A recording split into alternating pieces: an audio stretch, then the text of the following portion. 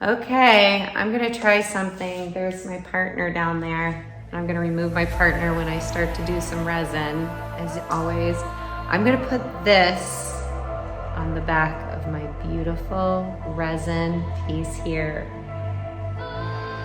Never done it before. I might make a mistake, but I'm really excited to try it out. Come on. In another video, you can see how I made this block of resin with my little treasures of maple burl wood. It's so scary when you love something, yet you really want to try something else new because you have a vision for your piece. And of course, I'm going to be adding another portion. Also in another video, I showed how I made this grain-like texture in resin. This is the part that I really want to have in the background to give a contrast to the foreground of the beautiful burl wood submerged in resin.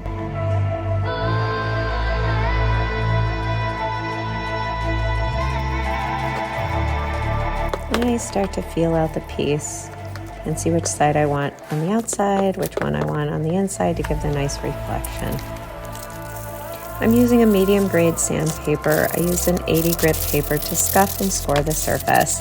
You're going to need to do both sides in order for it to grab onto itself, similar to what happens in sculpture and clay. This is the first time I've tried it, so I'm nervous. I place it in the original mold I started with. Before starting, all my animals are out, and of course, safety first. Ready for the resin, so I take it and just make a nice little layer. Make sure that it's smooth around to the edges. I save any of that resin so I can use it in other projects.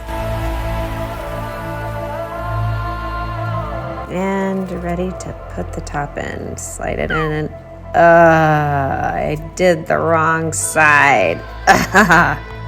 I had to wrestle this out and was so upset I didn't put the side that had the scoring where I used the sandpaper.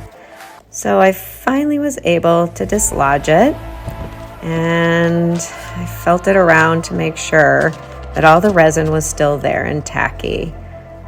Yeah, it was. I felt okay about it. I didn't need to add extra. So I took the top, I had flipped it over, and now dropping it back in.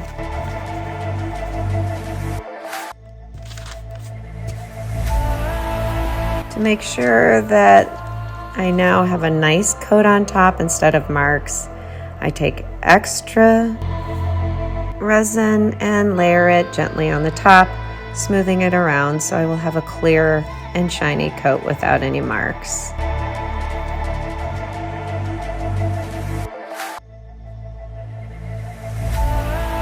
I smooth it around until all of the edges are covered.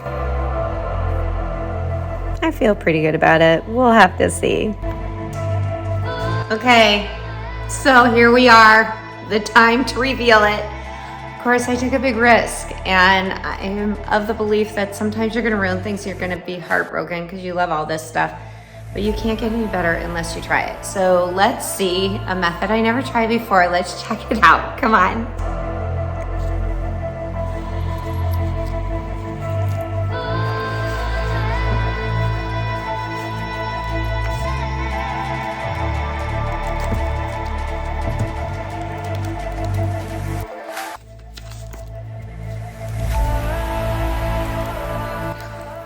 So cool.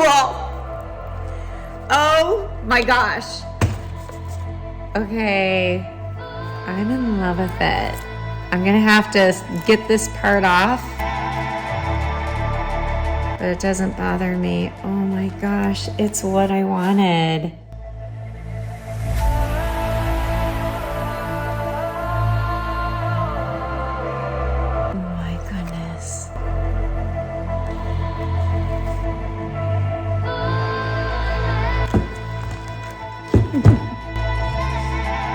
Okay, it did stick.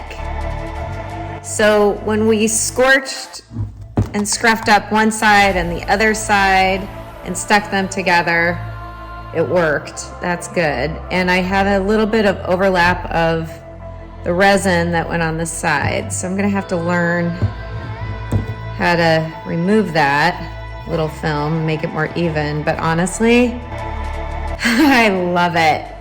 It's so cool. The texture is exactly what I wanted it to be. I wanted it to mimic wood because we had wood, and I wanted a little bit of the contrast. I am super happy about it. Layer one, we had a little bit of a sparkle. I did that iridescent thing, and then we added another layer and another layer. I probably would have added the layers when they were a little bit wet, so you wouldn't see them as so defined, because I did let it sit. But I actually kind of don't mind looking at the layers because it shows me personally the timeline, but it's super smooth here. That is really wonderful. Anyway, yay. I'm so in love with this fun little project. Thanks for coming on this journey with me as I risked to put two separate pieces of resin together and to pursue my vision that I had for this project. I really appreciate your watching, and I'm wishing you happy creations.